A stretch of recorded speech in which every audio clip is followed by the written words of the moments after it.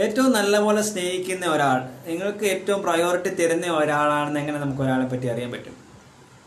അയാളുടെ ഇത്രയും നാളുണ്ടായ ജീവിത രീതികളിലെല്ലാം അതിന് എന്തോ ആയിക്കോട്ടെ, അയാളെ ബാധിക്കുന്ന എന്ത് വലിയ പ്രയോറിറ്റി ആണെങ്കിലും ആ പ്രയോറിറ്റിയെക്കാട്ടിലെല്ലാം വലിയ പ്രയോറിറ്റി നമ്മളാകുമ്പോൾ, അല്ലെങ്കിൽ നമ്മളെ സെലക്ട് ചെയ്യുന്ന സമയത്ത് അതെല്ലാം അവർ കാണാതാകുന്ന സമയം, ഇൻവിസിബിൾ, അവരുടെ ചുറ്റുപാടുമുള്ള സാധനം എല്ലാം ഇൻവിസിബിൾ ആയി നമ്മളെ മാത്രം എപ്പോൾ വിസിബിൾ ആകുന്നു, ബാക്കി എല്ലാവരോടും അവർ വഴക്കിട്ട് നമ്മളെ മാത്രം വേണമെന്നുള്ള ഒരു മനസ്സുകൊണ്ട് എപ്പോൾ വരുന്നു, അവിടെയാണ് നമുക്ക് ഏറ്റവും കൂടുതൽ പ്രയോറിറ്റി നമുക്ക് കിട്ടുന്നത്. അവിടെ ബാക്കിയുള്ള വാക്കുകൾക്കൊന്നും ഒരർത്ഥവുമില്ലാതെയാവും.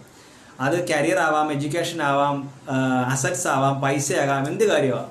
അപ്പോൾ അവർ ഓൾറെഡി അതിനകത്ത് നിന്നെല്ലാം അവർക്ക് അതൊന്നും കാഴ്ചയിലല്ലാതെ നമ്മളെ മാത്രം എപ്പോൾ കാഴ്ചയിലെത്തുന്നു, അവിടെയാണ് നമുക്ക് എപ്പോഴും പ്രയോറിറ്റി വരുന്നത്. കാരണം അതിനുവേണ്ടി അവർ ബാക്കിയുള്ള ആൾക്കാരിൽ നിന്നെല്ലാം, ആ ബാക്കിയുള്ള ആൾക്കാരുടെ എല്ലാം വാക്കുകൾ മാറ്റിക്കൊണ്ട് നമ്മളിലേക്ക് വരുമ്പോഴാണ് നമുക്ക് പ്രയോറിറ്റി വേണമെങ്കിൽ കിട്ടുന്നത്, അല്ലേ?